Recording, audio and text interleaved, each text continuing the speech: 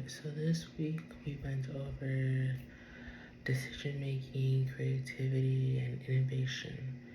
Um, so we're gonna go over some multiple topics. Um, First one we're gonna be going over is the 5-step decision making process. And going from there. So the 5-step decision making process is a structured approach to make effective decisions. The 5 steps involved in the process are defining the problem, identifying and weighing decision criteria, generating alternatives, rating the alternatives, and then choosing and evaluating the decision.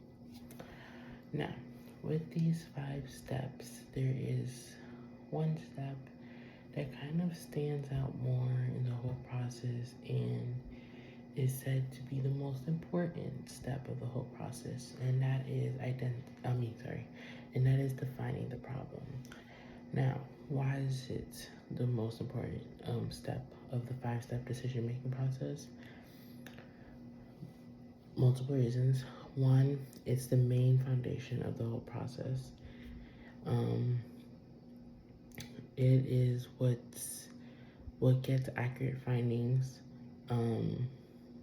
for the whole situation, to avoid wasting time and energy towards the situation, and then goes back to the first reason, but it goes along with other steps such as generating alternatives.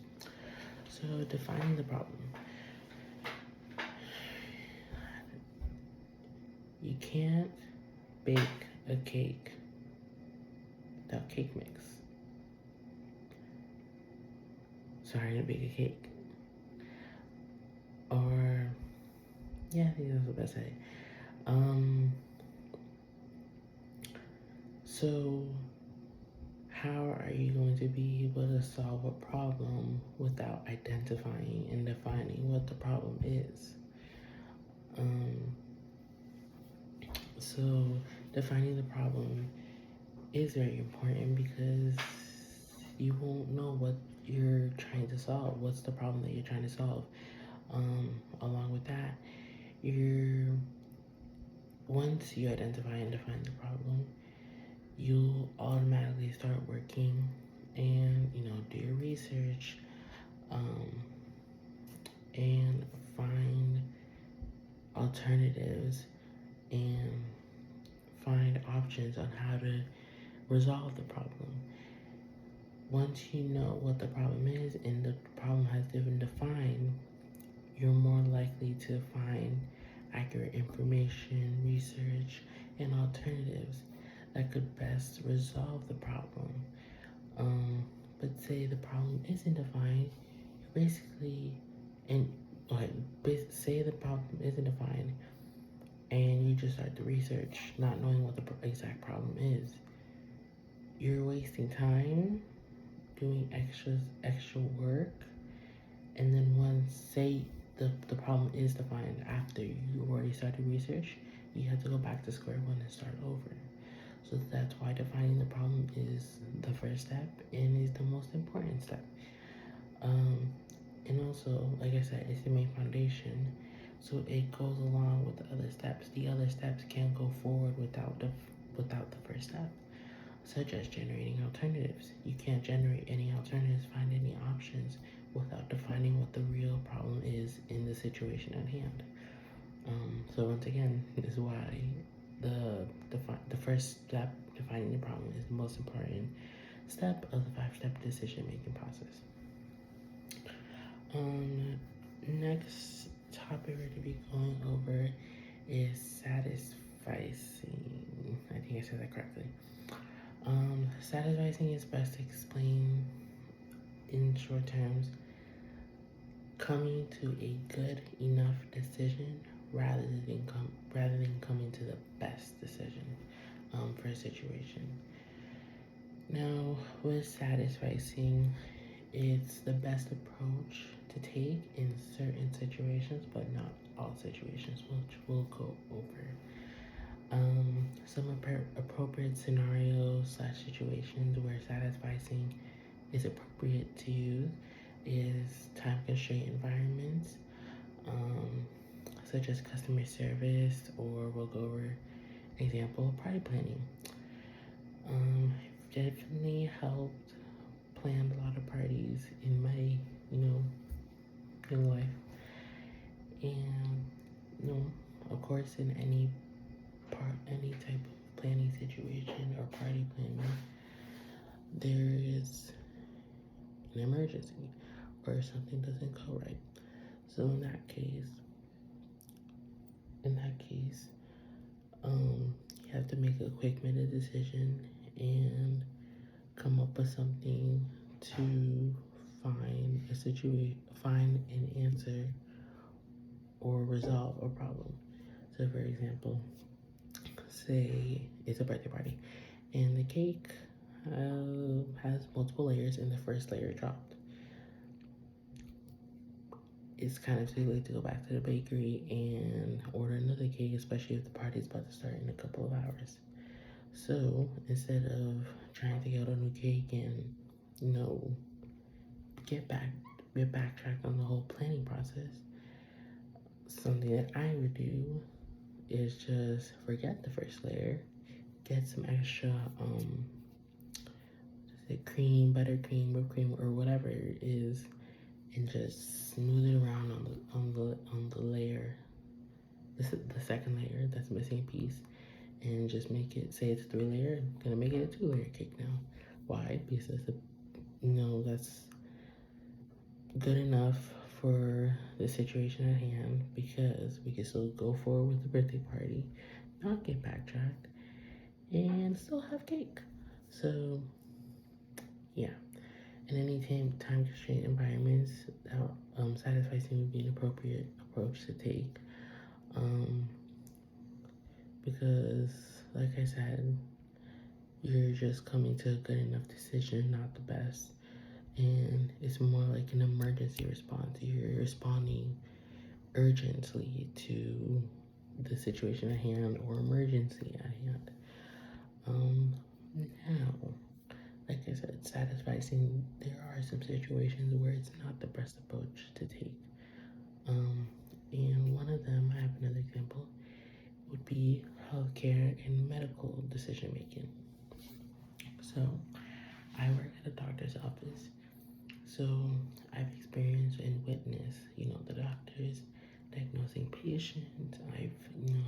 I've scanned multiple documents, and of course, we have to read it, the document, in order to find out where it goes and what patient, what type of document it is, and if it's anything concerning the doctor. So, of course, we see some things. And going back to what I said, I witnessed the doctor diagnosing patients and sending out orders in order to help the patients with their medical issues or any needs and helps that they need regarding their health. And regarding a patient's health, that's not really a type of situation where you can be like, you know what, let's just do this because it's good enough. No, the doctors, and the providers at my job, from what I've witnessed, they take their time, as any doctor in any medical field should be. Taking time with the patients, going over medical history and any current medical issues, getting to the point and trying to diagnose the patient, not rushing any information or sharing of information with the provider to the patient, or the patient to the provider, so they can accurately make the right decision in their health. So it's not really the type of situation where you can just be like, oh, go get surgery. No, they have to take their time, so they can get to the best solution, for the patient's health and help them. So yeah, healthcare and medical decision making, not the best situation for satisficing to take an approach on. Now, we're going to be talking about creativity and innovation. So, I best explain creativity as thinking outside the box, as painting painting a portrait with no limit of color, running, you know, going jogging with no limit, or running as fast and as far as you can. Because it's where you think. Creativity is where just think outside the box. You come up with the most best, unique ideas, depending on the situation, of course. And then innovation is creating new plans and ideas. Now, these two subjects are similar, but they are different. Innovation requires creativity. You can't be innovative without creativity. Why? Because with innovation, you're creating new ideas and plans. But how are you supposed to create any new ideas or unique ideas without being creative, without having that outside of the box thinking process, going above and beyond, thinking like no one else has, or thinking of new solutions and alternatives that has never been thought of before. You can't come up with new ideas without creativity. So, and this kind of goes back to my example from the 5-step decision making process. You can't bake cake without cake mix. You can't be innovative without creativity. Now, can you be creative without trying to prompt innovation? Definitely. And creativity comes in many forms. Creativity comes in music, art, dancing, music, singing. It has different forms. So you don't have to be innovative. You don't have you. Okay, you can be creative without being innovative. Because like I said, it comes in many forms, and with all those forms, you can just stop. But not with innovation. Not like innovation where you have to create new ideas and alternatives and plans. But with just being creative, you can stop at any time. So yeah, creativity is the cake mix. You don't need innovation. You can be creative without having to prompt innovation. Yeah. So, last topic we're going to be going over is a situation where we're choosing between a candidate who has creative potential, or an individual who has practiced creativity and has experience with it. So basically, choosing someone who is creative, can think outside the box, but doesn't have any experience or any practice in implementing creativity into any work situation, environment, or workplace. Or the other option, choosing a candidate who has practiced creativity and experience, practicing their creativity, implementing it into workplaces and companies.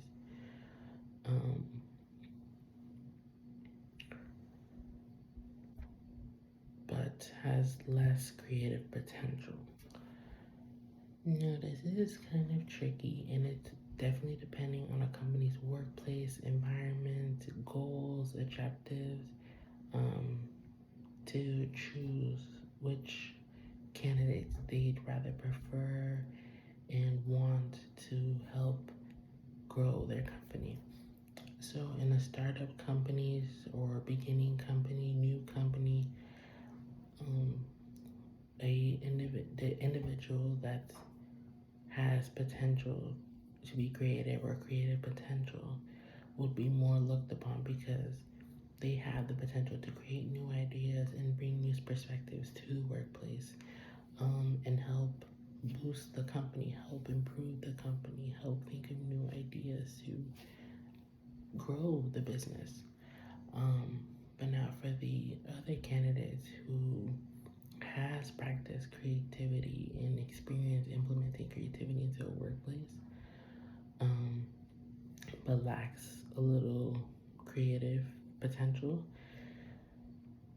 would an established organization, a business that has been open for many years, will look upon the individual, with practice creativity experience, because that candidate might have specific skills and experience that the business is looking for and wants to continue implementing into their business, without having to start fresh with, for example, the other candidate who has no experience implementing creativity into a workplace. Um, so, yeah, it's definitely depending on the business's workplace goals and objectives, in choosing which candidate they rather prefer and best find suitable for their workplace and aligns with their goals and objectives.